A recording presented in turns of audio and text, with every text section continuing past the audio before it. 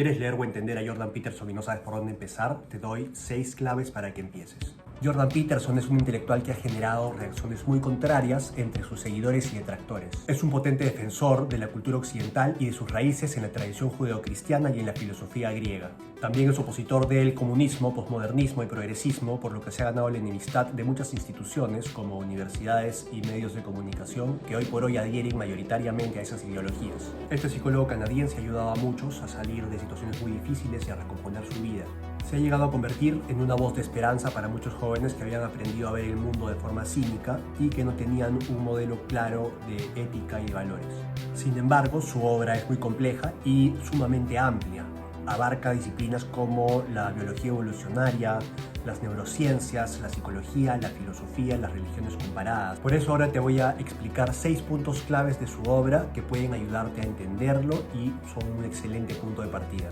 La primera idea importante es entender que el pensamiento de este autor se sitúa dentro del realismo filosófico, que plantea que la realidad se puede conocer a través de la razón y que no es un mero subproducto de nuestras percepciones y de nuestras subjetividades o motivaciones y deseos. Se opone entonces al relativismo, tan de moda hoy por hoy, propulsado por ideologías como el posmodernismo, que plantean que la realidad objetiva no existe y que todos son discursos y subjetividades. Esta es una postura muy necesaria hoy por hoy en la época de la posverdad, ya que vemos cómo hay una tendencia a mentir, hay una tendencia a utilizar los discursos para influir en la población, en medios de comunicación y en política.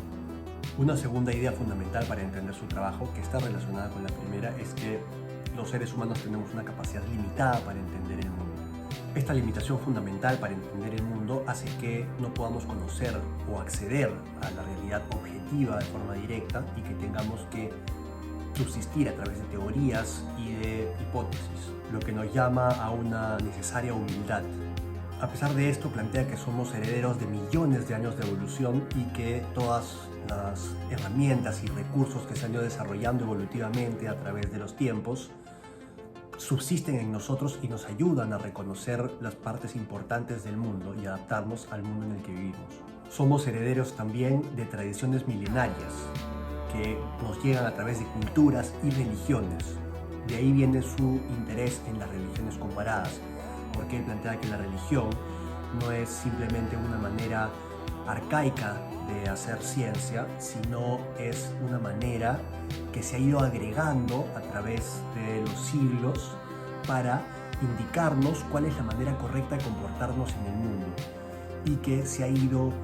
refinando a través del ensayo y error durante milenios. Una tercera idea importante es que plantea que el ser humano está en una posición muy compleja porque es el único ser que es capaz de percibir su propia finitud, vulnerabilidad y mortalidad. Nuestra capacidad de autoconciencia nos obliga a enfrentarnos a la contingencia y a la finitud de la existencia. Y eso, a su vez, nos obliga a enfrentarnos a la realidad de la enfermedad, del sufrimiento y la muerte, colocándonos en una posición muy delicada de fragilidad y de conciencia de nuestra propia fragilidad. Es muy fácil para el ser humano querer huir y evitar esta realidad y a partir de ahí mentirse y mentirle a los demás para tratar de salirse con la suya y obtener cualquier tipo de ventaja a cualquier costo. No obstante, Jordan Peterson confía en el potencial humano para el heroísmo y para, con coraje y nobleza, trascender las condiciones trágicas de la existencia. Si encaramos conscientemente nuestra situación existencial, podemos alcanzar nuestro verdadero potencial y ser fuentes de virtud en el mundo. Un cuarto punto fundamental es que se opone y cuestiona el materialismo científico y nos dice que los seres humanos no percibimos objetos tal cual, como nos diría la ciencia, sino lo que percibimos son sentidos y significados que están compuestos de valores, aquellas cosas que hemos aprendido a valorar en el transcurso de nuestra vida. Esta forma de entender nos da a los seres humanos nuevamente un lugar protagónico en el mundo. Ya no es este rol que nos asigna la ciencia de observadores pasivos de un mundo inerte que se mueve alrededor de nosotros, sino que le vuelve a dar todo el valor y la importancia a nuestras propias emociones, sentimientos, percepciones, valores, etc. De esta manera, los seres humanos no estaríamos condenados a vivir en esta realidad totalmente subjetiva y relativa, en donde el sufrimiento no tiene ningún tipo de justificación comunicación, sino que podemos confiar en nuestros sentidos, en nuestros valores, y a partir de ahí poder decir que a pesar de que la vida va a tener sufrimientos y tragedias, vale la pena a partir de aquello que hemos encontrado valioso y que nos da sentido. De este modo, es un ataque frontal y un antídoto al nihilismo y al cinismo que se apoderan cada vez más de la mente de los jóvenes. Un quinto punto fundamental es que entonces el ser humano tendría un potencial infinito que se ve truncado por toda una serie de limitaciones que vamos adquiriendo a medida que vamos dándonos cuenta de esta situación trágica de la existencia que nos resulta amenazante y dolorosa.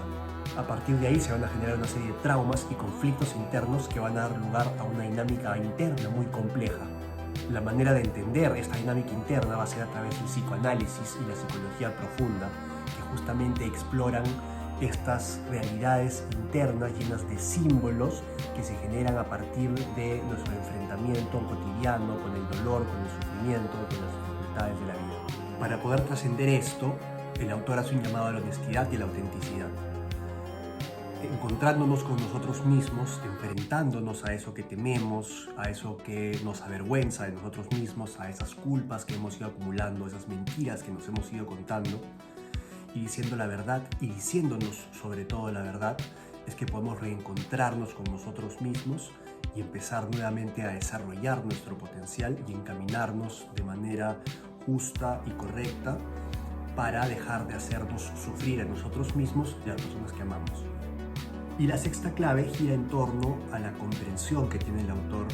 acerca de los mitos y los sistemas mitológicos del mundo. Para la persona actual es muy difícil considerar que antiguamente se pensaba de forma distinta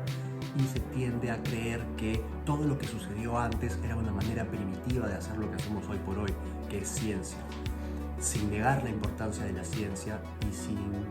desvalorar la necesidad de explorar el mundo de ese modo, que nos ayuda a entender la realidad fáctica y a conocer los objetos materiales del mundo y la realidad material. Lo que se hacía previamente era explorar el mundo como un lugar, como un foro para la acción. Y en esa exploración del mundo como un foro para la acción es que se construyeron los grandes ideales y valores que nos acompañan hasta hoy, inclusive. Esas realidades mitológicas eran una manera de pensar el mundo de ese modo. Por lo tanto, cuando confundimos lo que las realidades mitológicas y religiosas intentaban hacer y descartamos toda esa visión del mundo y nos quedamos con la visión científica, nos quedamos sin una parte importante de todo lo que nos había ayudado a construirnos, de construir nuestra civilización y cultura hasta el momento. Toda esa forma de construir estas historias mitológicas en donde las personas iban actuando de una manera o de otra manera, iban encontrándose con distintas consecuencias, es lo que hasta el día de hoy perdura, por ejemplo, en nuestros cuentos, en nuestras películas, y guardan el mismo sistema de valores que tienen estas estructuras religiosas y estas estructuras mitológicas, y por eso nos resultan tan importantes y nos llaman tanto la atención. Por eso tantas personas siguen yendo al cine y siguen comprando libros de ficción, y por eso es que inclusive nos entendemos a nosotros mismos a partir de historias.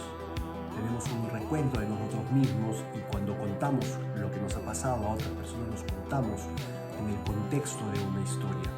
Pero el autor nos dice que hemos perdido una gran parte y que necesitamos recuperar estas historias mitológicas porque hemos desechado una parte fundamental en nuestra forma de comprender el mundo que, felizmente, por lo menos aún guarda una estrecha relación con todo lo que nosotros pensamos y hacemos sin que nosotros lo sepamos, lo que consideramos valioso, lo que nos gusta, lo que creemos que es importante seguir, lo que nos da sentido, todavía sigue guardando relación con esas grandes historias que están a la base de nuestra cultura. Es por eso que la obra de este autor, de Jordan Peterson, es tan importante en el tiempo actual, porque a través de su trabajo muy minucioso, muy serio, y explorando toda una serie de disciplinas distintas y haciéndolas conversar y de algún modo organizándolas, armonizándolas, logra recoger todos estos sistemas profundos de significación y darnos una mirada mucho más amplia de nosotros mismos que nos permite reinsertarnos en el mundo de una manera distinta. Toda esta duda que tenemos en los sistemas de valores tradicionales, en los ideales, esta forma de entender las cosas como carentes de valor, como plantea el autor, y a partir de distintas historias, como por ejemplo la mitología egipcia y la Biblia, e inclusive el cuento Pinocho. Es tiempo de regresar a las profundidades del infierno para rescatar a nuestro Padre y revivirlo renovado. Si te gusta el contenido, dale like, anímate a leer la obra del autor y nos vemos en el siguiente video.